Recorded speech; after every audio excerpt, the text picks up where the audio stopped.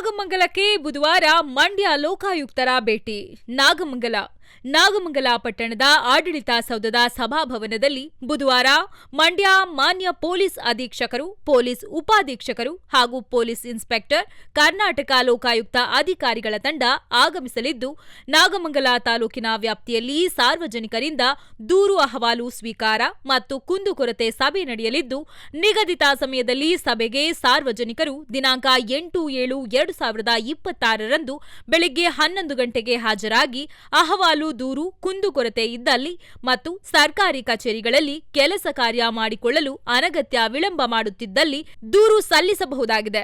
ಮಂಡ್ಯ ಲೋಕಾಯುಕ್ತ ಕಚೇರಿಯ ಮಾನ್ಯ police ಅಧೀಕ್ಷಕರು, police ಉಪಾಧೀಕ್ಷಕರು ಹಾಗೂ ಪೊಲೀಸ್ ಇನ್ಸ್ಪೆಕ್ಟರ್, ಕರ್ನಾಟಕ ಲೋಕಾಯುಕ್ತ ಮಂಡ್ಯರವರು ಪತ್ರಿಕಾ ಪ್ರಕಟಣೆಯಲ್ಲಿ ತಿಳಿಸಿದ್ದಾರೆ.